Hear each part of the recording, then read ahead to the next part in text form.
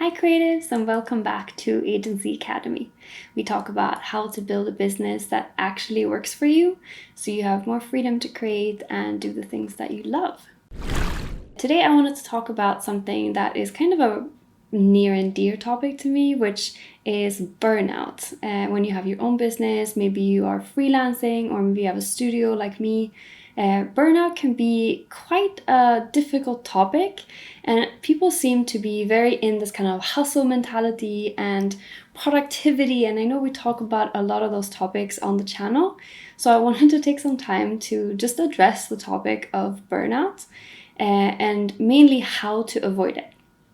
So I've been having my studio together with my husband for about 6 years now. We focus on branding, illustration, package design, and we started it when we were in university. So both of us still had a couple years left at uni, and in a way it was a really good way to kind of start it slowly. But we've still had our fair share of near or actual burnout, and I think it's something that it's so easy to just keep going, and maybe you don't see the signals, or maybe you think, I'll just push through and I'll just come out and it'll be all good in a bit, and then you kind of just keep going and never really get out of it. So first I thought maybe we talk about what burnout actually is. So burnout is, I guess it's kind of like an umbrella term, but it tends to be that you feel both physically and mentally really, really exhausted. You tend to stop really enjoying work, or maybe it becomes just like a really big stressor in your life. You're always thinking about work. You're always kind of thinking that you have to get more clients, you have to plan more work. Maybe you're feeling like stressed about performance or finances. And it can be something that kind of takes over your life. And I think especially just takes away some of the fun of running your own business, which is why a lot of us started. We want that independence and flexibility. So I mentioned that we started straight out of uni, and that means that even though I had a few jobs while I was studying and before I was studying in a gap year, I never worked in another design agency. So my only point of reference for how much you should be getting done, or like how hard people were working, how many hours they were working, my only point of reference was my own business and also I guess what I saw online. And in the sort of freelance startup community, there's so much support, but I also feel like there's a lot of that kind of hustle, just grind, do everything you can, spend all the hours that you have, and that will make your business a success. And so there was a lot of influences on me, because I have always been a person who am quite hard on myself. I was actually told by teachers that I had to study less because they noticed that I was just getting burned out even in school. And so for me, that was quite a difficult transition in that sense, that I didn't really have a point of reference until, and this was a really good point for me, I started watching other designers on YouTube, kind of like Design with Me, where you follow along and you see their creative process and how they're working. And I noticed that, actually this person is dedicating 3 hours to making like this one page on their website. And I thought, I've been thinking I have to do a whole website in a month or I'm completely unproductive. And so it was kind of a good eye-opener for me, and I started watching more people and different people's processes just to start getting familiar with what could be a good kind of work approach and work balance. So let's get into the different things you can do to avoid burnout. So the first thing that I think is really important to think about, but it can also be very challenging sometimes, is removing all of the financial stress, or at least as much as possible. I think one of the biggest reasons that we get very stressed out, overworked, it's that financial pressure of having to pay your bills, having to have your business make enough money, and for you to basically make your business work and be profitable.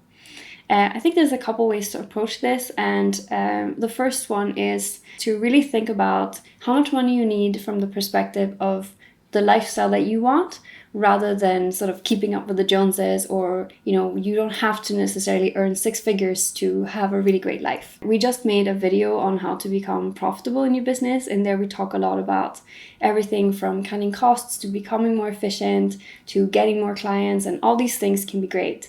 But I think especially the getting more clients and sort of taking on more work tends to not really help the cycle of burnout if you're not charging more, you're not more efficient, you're not cutting costs, or rethinking how much money you need to make. So those can be good places to start. Another thing that you can do is to build a buffer in other parts of your life. Maybe you have another revenue stream that can help you, like passive income or a partner, or maybe you have a part-time job that's taking away some of the stress. And I know it can seem counterintuitive to take another job to deal with burnout, but if your stress is coming from financial pressure, that can be a big sort of alleviation of that burden. And then once you get your business to a point where you're earning enough money consistently, you can drop that position if you want, or if you like it, you can keep it. No one says you have to do your freelancing full time if you don't want to. And then the last thing is, if you haven't transitioned to full-time freelance or even freelance as your own business yet, you can really try to make sure that you're building up a financial buffer and a bank of clients and people coming back, that you're feeling really secure and safe before you sort of drop your other job or your other incomes.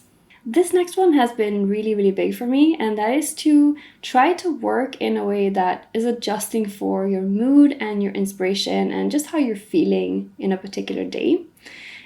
This is requiring a little bit of planning ahead and making sure that you're not keeping deadlines like the next day, because then obviously you have to work on those things. And so when it comes to giving yourself enough time, that's something that you can really focus on. But I used to think that, okay, well, I have these 10 things that I need to do on my list, and I decided that I'm going to be working on, let's say, admin today, and I'm going to do illustration tomorrow. And then maybe when the day came, I was feeling, super excited about doing illustration. I wasn't really into the admin, or the other way around sometimes. And then keeping that strict schedule when there wasn't really an actual reason for it was really holding me back and kind of stressing me out.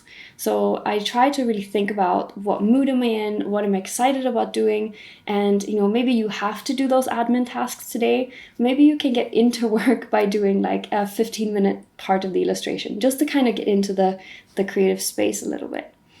Another thing that I noticed is sometimes there's something that's really distracting for me. Like maybe I have to file my taxes in a few weeks or in a few days, and I feel like it's kind of looming over me. Things like that can really ruin my creativity, and therefore sometimes it's better to just do the things that are bothering you to get them out of your sort of mental space, and that makes it a lot easier to get things done. So I think this is maybe even more important if you happen to be neurodivergent. I'm not, but my husband is, and we've noticed that it really is best if we think about what is best for him on certain days. So if he's really excited about jumping into, like right now he's working on our show reel, then that's something that he should focus on. And then he can do a different task a different day. So kind of going with the emotions that you have and what you're in the mood to do and what inspiration you have can be really useful sometimes. So the next one is setting goals that are actually realistic.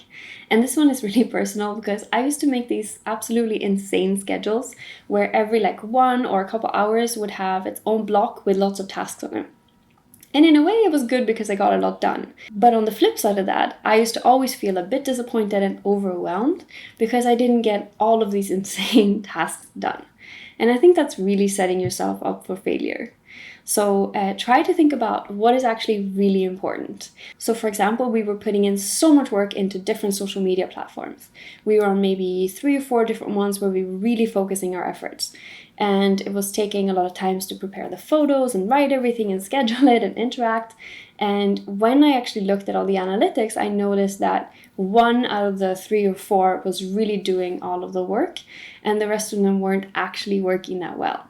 So we decided to simplify and drop those other ones, and that saved us so much time that I was all of a sudden able to use for inspiration or relaxing and recovering, all these things that actually make your creativity a lot better.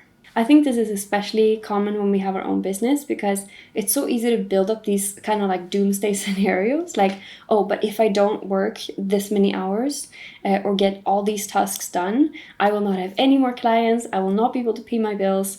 And in reality, that usually isn't true. So try to take a step back and focus on the things that really matter. So the next one is to charge enough. And this is one that again comes in a bit with that financial bit. But when it comes to how much we charge, it's really going to dictate how much we need to work.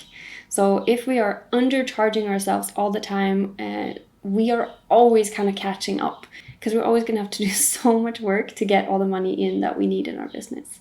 So if you're noticing that you just feel like you're working, and even though you are always working, you're not really able to have that financial security, have a look at if you can raise your prices. And in the profitability video that I'll link up here, we talk about how to do that as well. The next one is a little bit about support, and that is to find a freelance community. And this community can be a very broad set. So it could be, let's say you have one friend that also is doing freelance, and you meet up and you talk about your experience and what you're working on, and maybe support each other in what you need to get done, but also emotionally what's going on in your business.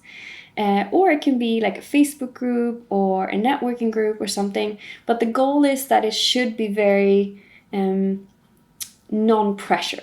It shouldn't be a place where you go to try to find clients, or a place where you're trying to go to somehow feel like you have to show off in any way. It should just be a very sort of relaxing way to talk about what's going on and any support that you might need. I, for example, had a friend who is doing marketing, and we used to meet up and give each other tips. So I would give her like design tips, and she would give me marketing tips, which always felt really productive. But it was always also a way to kind of just like have a coffee or a tea and vent about our day-to-day lives and businesses. And I thought that was really helpful. The last one I'm going to mention is to really be strict with yourself, to give yourself time and space for creativity, passion projects, and just like curiosity. Because I think when you're starting out, you have more time for exploration, and you have, a lot of time to learn different new skills. But as you kind of grow your business and you get more and more into that space of kind of like fulfilling client work, it's easy to let those courses and fun challenges and stuff like that kind of go to the side. And I think that those have always been things that were helping me to get out of my head a bit. Maybe they gave me some new inspiration, or maybe they weren't very productive per se, but they were really good for just getting out of my head and getting just a bit more relaxation and having more fun with work. So the last thing I want to say before we finish, we have an expression that we got from the show Ted Lasso, which is take out some scissors and cut yourself some slack. I think we often put a lot of pressures on ourselves to, win awards, make our website perfect, or get all those dream clients right away. And I think we just need to be a bit nicer to ourselves and make sure that we are having fun and enjoying work as well. I would love to hear if you have an experience of something either with burnout and what happened, maybe what helped you. So if you have a story about burnout or an idea for a future topic, leave it in the comments. Thank you so much for watching. I would love if you like the video and subscribe to the channel. It really helps us. And I'll see you next time. Good luck with your projects.